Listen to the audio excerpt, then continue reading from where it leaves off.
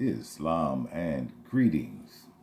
I hope that you all have been good to one another and have been loving one another in earnest and remembering who you are.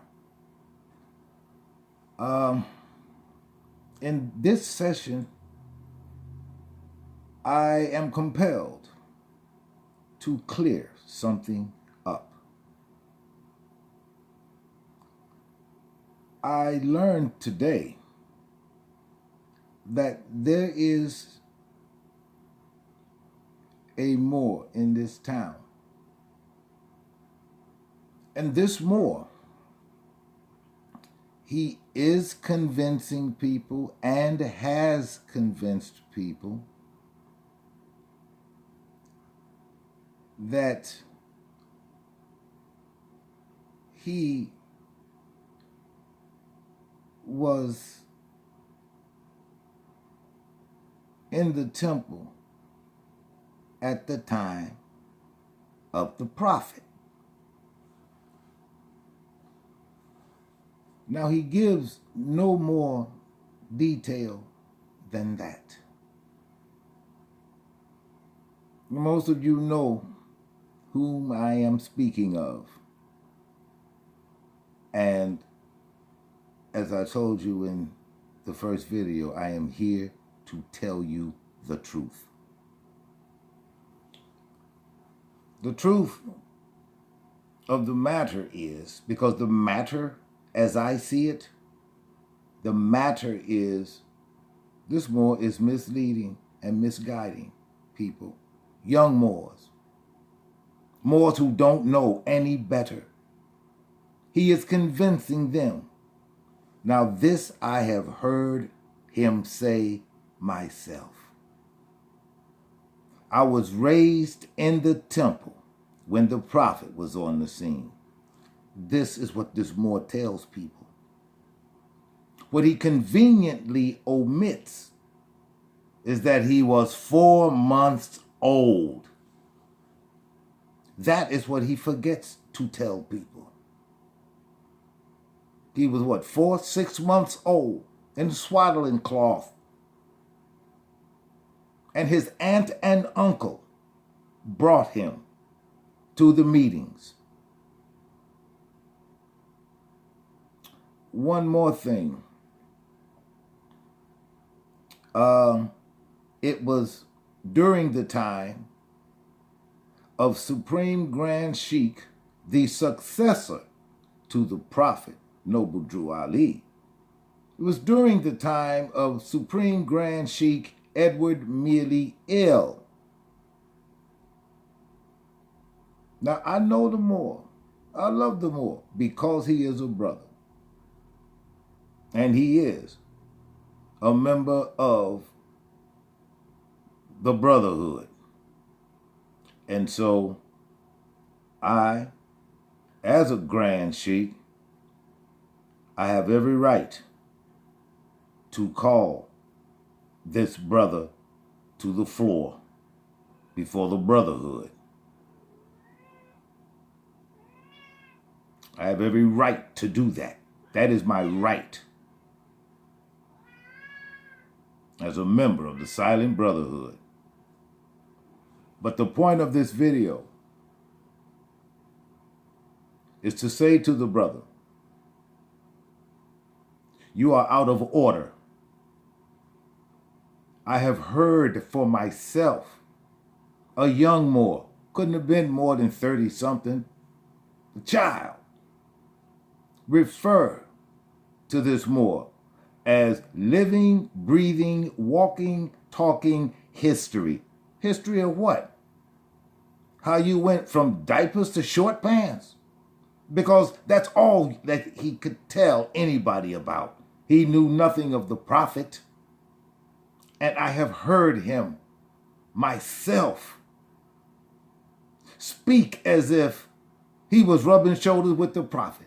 The prophet took him into Sheikh's chambers with him, as if he was in the prophet's young men's business organization. And I can tell you for a fact, he was not. My masters were in that program that the prophet established.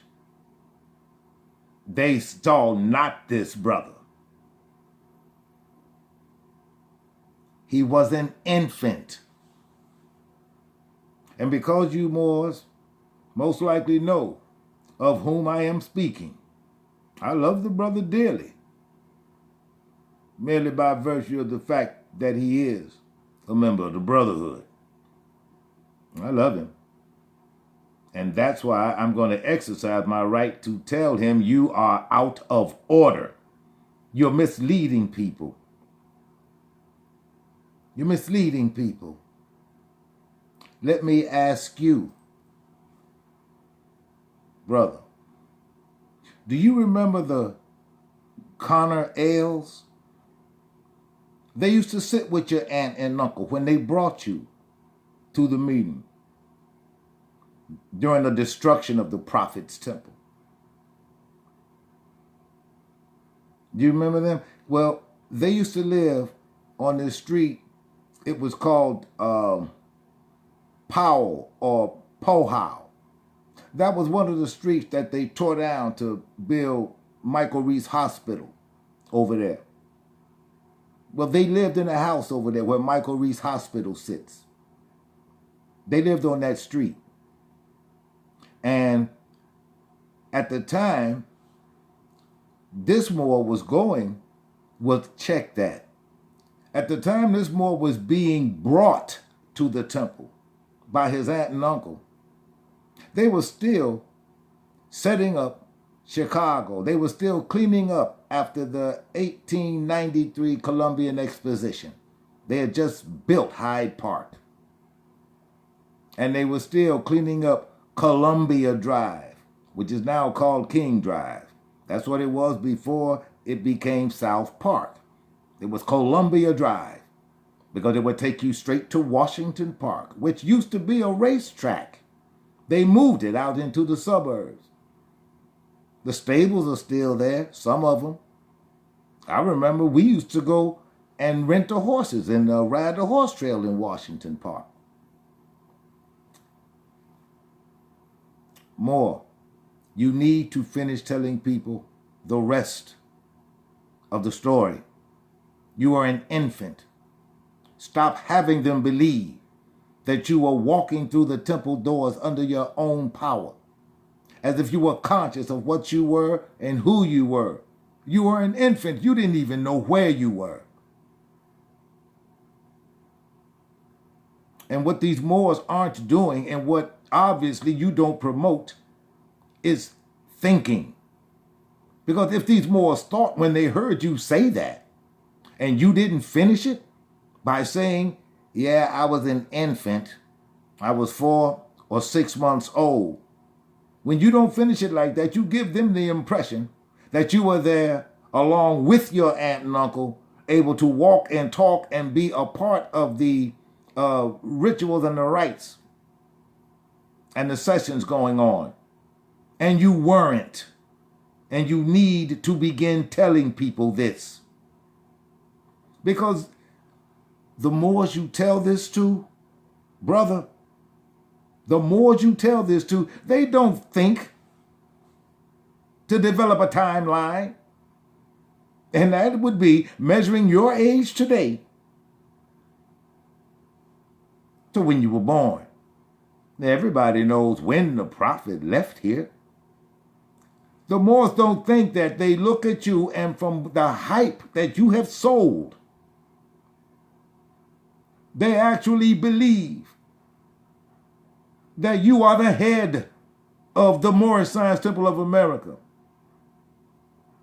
And the things you have not done as a purported leader, let me count the ways. But I will not do that, because that's not what this is about. We all know who's done something for this movement. We all know who financed it. We all know who got Rome to look at it. We all know who. And it isn't you. And you should tell the Moors the truth.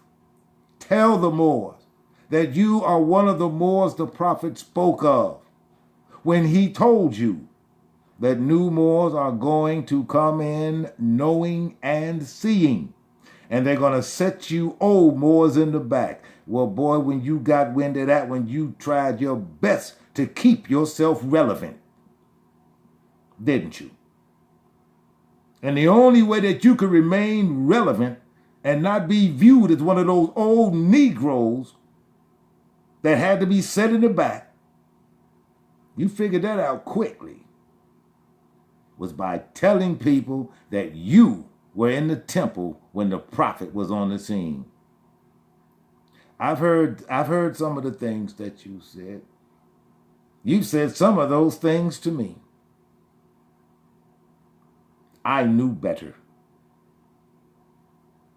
And the Moors you speak to and you sell that to, they don't. I know better.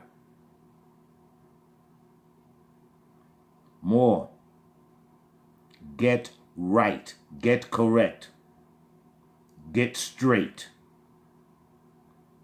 Get straight.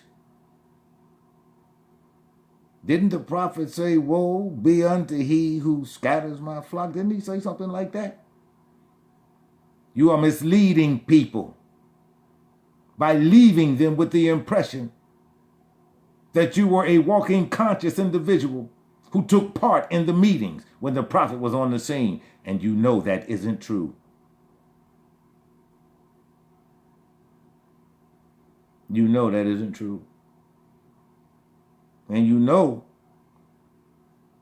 Miss Connell, you remember her? Her first name was Bessie. Bessie Mae Connell, L.